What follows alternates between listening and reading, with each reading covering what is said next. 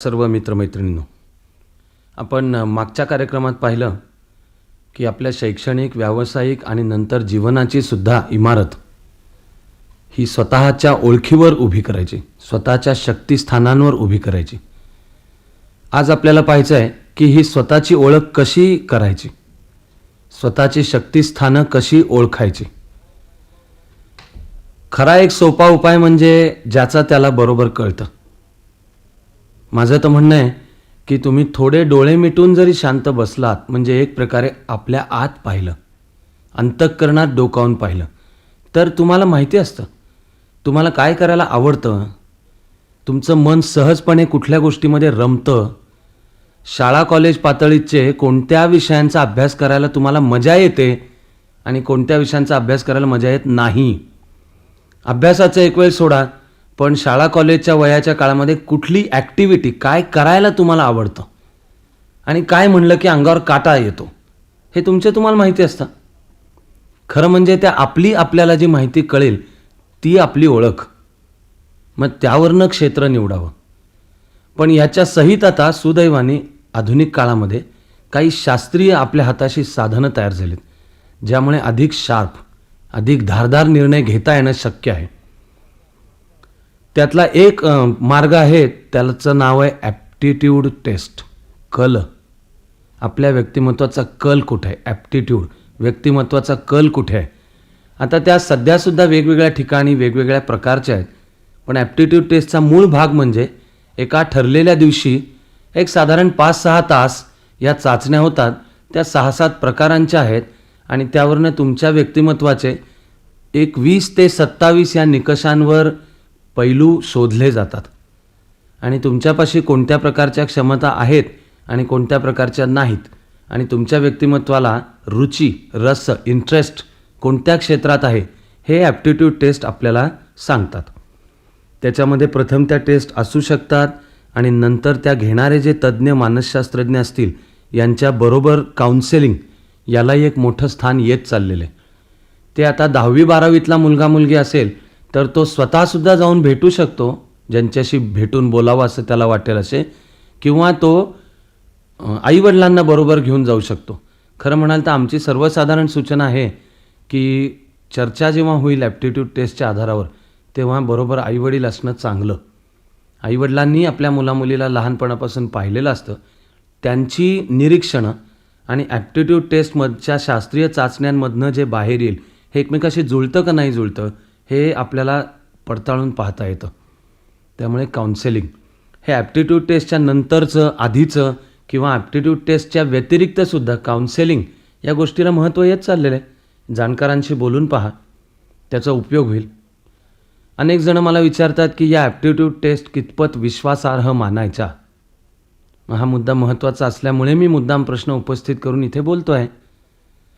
Aptitude taste आपण असं मानूयात की एक प्रकारे तापमापक आहेत, बॅरोमीटर. त्या दिवशीचं टेम्परेचर दाखवतात आणि ते काही विशिष्ट सरासरीमध्ये वर खाली होऊ शकतं, पण ते फायनल नाही. आणि मुख्य म्हणजे ते असं घट्टन आयुष्यभर दगडावरची रेघ, रिजिड असं नाही आहे.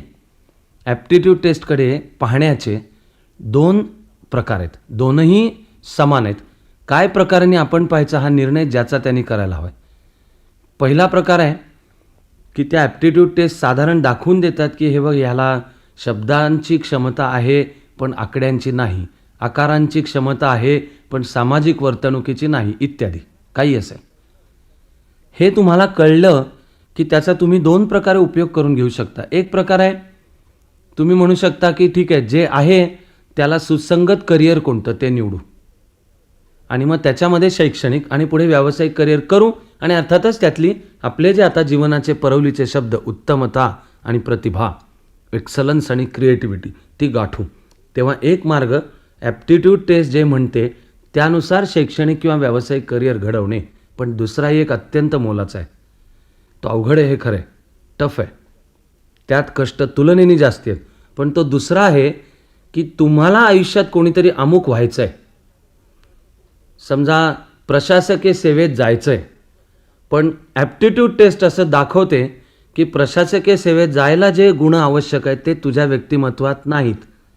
ठीक आहे, तो आरसा आहे, तो समोर धरला, कळलं व्यक्तिमत्वात नाहीत, मग तुमचा दुसरा मार्ग म्हणजे ते गुण तुम्ही मिळवू शकता. की मला ह्या अमुक क्षेत्रात जायचं आहे. आज तुम्ही म्हणताय ना की तुला त्या क्षेत्रात जायचं असेल तर त्याचे असे गुण तुझ्याकडे नाहीत, अशी निदान बाबा रे तुझी ॲप्टिट्यूड टेस्ट म्हणते.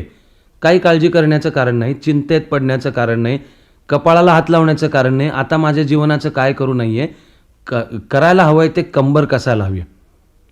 आणि अशा प्रकारे माणूस स्वतःला घडवू शकतो. आपण ह्या कार्यक्रमाला नाव आयुष्य घडवताना हे काही उगाच नाही दिलेलं.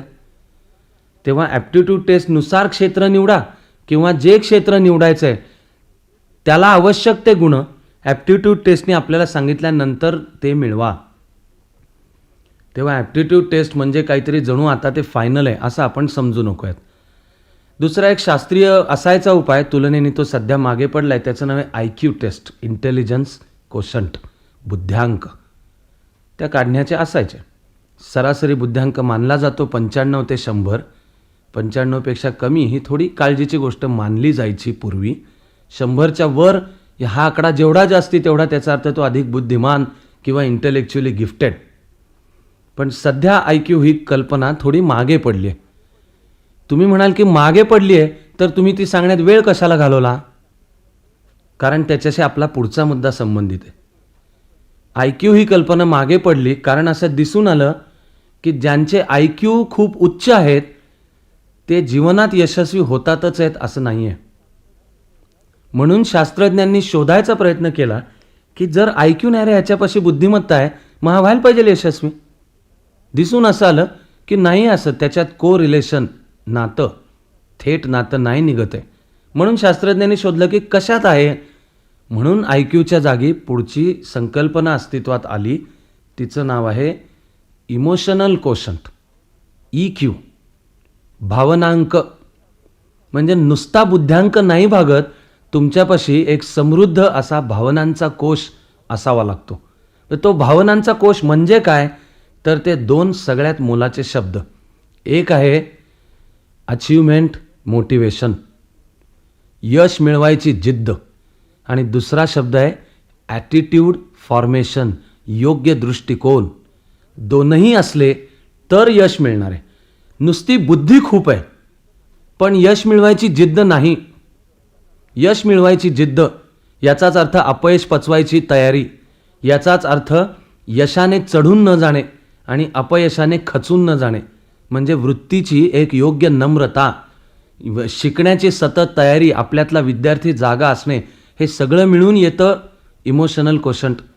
विपरीत परिस्थितीचा सामना करायची तयारी, अपयशांच्या मध्ये डगमगून न जाणे. उलट समोर आव्हान जेवढं मोठं तेवढं तुमच्यातला जो परफॉर्मन्स आहे तो जास्ती चांगला उसळून आला पाहिजे.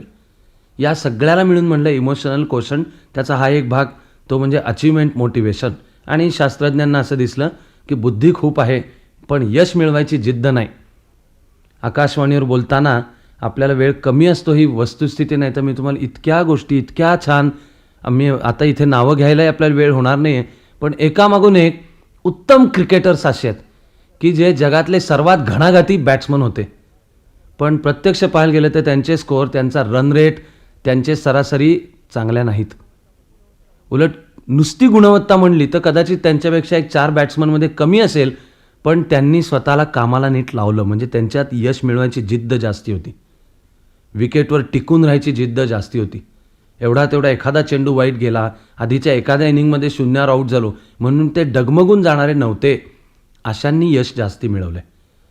म्हणून तो भावनांक समृद्ध आणि सशक्त ताकद असलेला भावनांचा कोश, त्याचा एक घटक हा होता अचीवमेंट मोटिवेशन, आणि दुसरा ॲटिट्यूड फॉर्मेशन, चांगले ॲटिट्यूड, योग्य ॲटिट्यूड. ते हे आले की मी शिकीन, मी चुकीने डगमगून नाही जाणार, मी माझा अहंकार शिकण्याच्या आड नाही येऊ देणार, उलट नम्रपणाने त्या अहंकाराला आत्मविश्वासाचं रूप देईन. ॲटिट्यूड, योग्य ॲटिट्यूड. ठीक आहे, काल चुकलो असेल तर त्या चुकीत मी लडबडतही बसणार नाही, आणि त्याला शब्द आहे सेल्फ पिटी, किंवा भूतकाळातच रमलेलं म्हणजे नॉस्टॅल्जिक. पूर्वी मी सेंचुरी मारल्या, काय करायचं रे पूर्वी सेंचुरी मारून, आता बॅट पॅड बांधून उतरलास ना मैदानात, आत्ताच्या पुढच्या चेंडूवर लक्ष दे आणि आत्ताची सेंचुरी मारण्याकडे तुझं ध्यान असू देत. याचं नाव आहे योग्य ॲटिट्यूड. हे मिळून इमोशनल कोशंट भावनांक तयार होतो. तो ज्यांच्यापाशी तो समृद्ध आहे त्यांना यश अधिक मिळवता येतं. आता माझ्या माहितीनुसार तरी सध्या तशा EQच्या काही फार औपचारिक चाचण्या अजून तयार झालेल्या नाहीत. अलीकडे जे ॲप्टिट्यूड आणि IQ म्हणलो याच्या आहेत आणि त्याच्या भारतीय वातावरणाला योग्य अशा त्याचं रूपांतरण होऊनही आता त्या चाचण्या उपलब्ध आहेत, पण EQच्या अजून अशा नाहीत. चांगली पुस्तकं आहेत आणि ती वाचून आपण स्वतः अभ्यास केला, थोडी वाचली, थोडी चर्चा चिंतन केलं तरी आपल्याला त्याच्याविषयी कळू शकेल. आता यानंतर मी काही अनौपचारिक उपायांकडे येतो. ते फार छान आहेत, फार रम्य आहेत. उदाहरणार्थ, तुम्हाला लहानपणापासून ज्या शिक्षकांनी पाहिले आणि जे चांगले शिक्षक आहेत हे बरोबर आपल्या मुलामुलींना, विद्यार्थ्यांना सांगू शकतात. प्रसंगी त्या विद्यार्थ्याला स्वतःला कळत नसेल, पण शिक्षक सांगू शकतात की तुझ्यामध्ये अमुक गुण आहे, तू गातोस चांगला, तू अभिनय छान करतेस, तुला पदार्थ चांगले करता येतात. असे ते ज्या शिक्षकांनी, मुळात त्याला तळमळीचा शिक्षक आवश्यक आहे, पण तो पाहू शकतो. काही वेळा आपल्याला आपल्या स्वतःच्या गोष्टी नाहीत कळत. हे मानवी जीवन आहे, असं आहे. मराठीतली तिची दुसरी म्हण आहे ना, दुसऱ्याच्या डोळ्यातलं कुसळ दिसतं पण आपल्या डोळ्यातलं मुसळ दिसत नाही. ही नकारात्मक अर्थाने आहे. पण याला तसा एक वस्तुस्थितीतलाही अर्थ आहे की काही वेळा नाही ना आपल्या, मी उभा कसा राहतो, मी दिसतो कसा, मी वागतो कसा, माझ्या काही लकबी आहेत का, मला काय येतं काय नाही, मी चिडतो कशाने, मी खुश कशाने होतो, हे काही वेळा आपल्याला नाही कळत. पण दुसरा जो पाहणारा असतो आपल्याला तो सांगू शकतो. असे जे दुसरे पाहणारे आहेत ह्याच्यातलं एक आहेत महत्त्वाचं म्हणजे शिक्षक. पाठोपाठ दुसरे आहेत आईवडील. त्याला मी नाव देतोय खरं प्रेम असलेले आईवडील. काही वेळा का विना न कळत प्रेमाच्या नावाखाली हक्काची, अधिकाराची भाषा चालू होते आणि अपेक्षांचं ओझं वाढतं. आणि मग नाही तू अमुकच केलं पाहिजे. तेही आलेलं असतं कुठल्या तरी, नाही की टॅलेंट म्हणजे मेडिकल इंजिनिअरिंग. चुलत घराण्यातला कोणीतरी इंजिनिअरिंगला गेलेला असतो, त्याच्याशी स्पर्धा असते, तू तुझ्या मुलाला इंजिनियर केलास काय, मी माझ्या मुलाला डॉक्टर करीन तर नावचा सोमाजी गोमाजी कापसे. या कॉम्पिटिशनमधनं मुलामुलींवर दबाव चालू होतो. तर आईवडिलांनी अपेक्षा व्यक्त करणे आणि दबाव यामधली सीमारेषा फार अस्पष्ट आहे. मला असं वाटतं की मुळातलं उत्तर प्रेम हेच आहे. आणि खरं प्रेम असेल तर ते आईवडीलही सांगू शकतात, तुला कशातलं कळतं आणि त्रुटी कोणत्या आहेत व्यक्तिमत्वात. किंवा आईवडील अपेक्षा सांगू शकतात की आम्हाला असं वाटतं की तू अमुक व्हावंस आणि त्यासाठी हा अमुक कोर्स कर, पण निर्णय तुझा घे. आणि मग तो जो निर्णय घेशील त्याच्यात आम्ही तुझ्याबरोबर आहोत, तुझ्या पाठीशी आहोत, तुला एकटं सोडणार नाही, असे आईवडील. तिसरं अर्थातच मोलाचं म्हणजे आपले समवयीन भरोशाचे मित्रमैत्रिणी. ते एकमेकावर टीकासुद्धा आनंदाने करू शकतात. सद्भावनेने केलेली टीका, ज्याच्यात शत्रुत्व नाही, ज्याच्यामध्ये हीन लेखायचं आहे, मुद्दाम खलास करायचं आहे, खचवायचं आहे दुसऱ्याला म्हणून नाही आहे, पण मित्रमैत्रिणी आपसात एकमेकाला बरोबर सांगू शकतात, त्याचा उपयोग होऊ शकतो. मी म्हणेन की त्याच्याहून आणखी एक चांगला उपाय, ज्या मुद्द्याने आपण आजच्या बोलण्याची सुरुवात केली, स्वतःच्या आत डोकावून पहा. त्यातले मी तुम्हाला 2 मुद्दे आणि 3 कल्पना आहेत, त्याच 2 मुद्द्यांमध्ये लपलेल्या आहेत, त्या सांगतोय. एक अगदी साधी कल्पना म्हणजे रोजची डायरी लिहा. कसं आज आपण दिवसभर काय काय केलं. झोपताना कदाचित स्वतःकडे एकदा पहा आणि म्हणा की कसा जगलो मी आज, कसा होतो, आणि स्वतःकरता लिहा. खरी लिहा, वाटल्यास ती गुप्त ठेवा, कोणाच्या हाती लागणार नाही अशी ठेवा, पण हळूहळू ती डायरी तुम्हाला सांगू लागेल. हळूहळू तुम्ही डायरी लिहायला बसलात की एक प्रकारे दिवसभरातल्या धांदलीपासून तुम्ही स्वतःला असे अलिप्त वेगळे काढता आणि त्रयस्थाच्या शांत निर्लेप दृष्टीने स्वतःकडे पाहू शकता की मी आज दिवसभर काय केलं. तुम्हाला दिसणं चालू होतं की अरे हे बरोबर, तू अमुक वाक्य बोललास हे बरोबर नाही बरं का, उगाच चिडचिड केलीस हे बरोबर नाही बरं का, त्याला अमुक तो अपमानास्पद बोललास हे बरोबर नाही बरं का, आणि मग अमुक या 10 गोष्टी चांगल्या झाल्या. डायरी लिहा. ती डायरी तुम्हाला आत डोकावून पाहायला मदत करेल आणि सांगेल. आता 2 प्रयोग आहेत, त्याचे प्रकार समान आहेत. उदाहरणार्थ अशी कल्पना करा की तुमच्यापाशी मोकळा वेळ आहे 2 तास आणि मजा येईल, एन्जॉय कराल असं काहीतरी करायचं आहे. तर ह्या 2 तासात काय कराल, ते जे कराल ना ते त्याच्याशी संबंधित तुमचं करिअर असायला पाहिजे. याच प्रयोगाचा दुसरा प्रकार म्हणजे स्वतःशी अशी कल्पना करा की एका खोलीत बंद आहात, 2 तास खोलीचं दार उघडणार नाही आहे आणि भोवती वेगवेगळ्या प्रकारची पुस्तकं पडली आहेत, खेळणी पडली आहेत, साधनं पडली आहेत. यातल्या कशाकडे तुमचं मन सहज धाव घेतं आणि हे 2 तास आणायचे आता खोलीत बंदच होत ना, मजा येईल असं काय करू? तर मग ज्या पुस्तकाकडे, ज्या खेळण्याकडे, ज्या प्रकाराकडे मन धाव घेतं, तिकडे तुमचा कल आहे, असा त्याचा अर्थ होतो. अशी स्वतःची संपूर्ण ओळख पटल्यानंतर आपण मानवी प्रयत्नांनी स्वतःला आपण ओळखू शकतो. ते ओळखू शकतो म्हणजे इट्स माय लाईफ, किंवा ते ओळखू शकतो म्हणजे मराठीतलं माझं जे कमालीचं बहुधा एक सर्वोत्कृष्ट गाणं, एका तळ्यात होती बदके पिले सुरेख. त्या बदकाला वाटत असतं मी काळा आहे, मला कोणी खेळायला घेत नाही, भावंडही विचारत नाहीत. एके दिनी परंतु पिल्लास त्या कळाले, भयवेड पार त्याचे वाऱ्यासवे पळाले. पाण्यात पाहताना डोकोनी या क्षणैक, त्याचेच त्या कळाले तो राजहंस एक. हा आपलं आपल्याला कळणे, आपल्यातला राजहंस म्हणजे स्वतःची ओळख. ती पटवण्याची आपली साधना सुरू व्हावी, त्यासाठी माझ्या सर्वांना शुभेच्छा. पुन्हा भेटूयात याच वेळी याच जागी.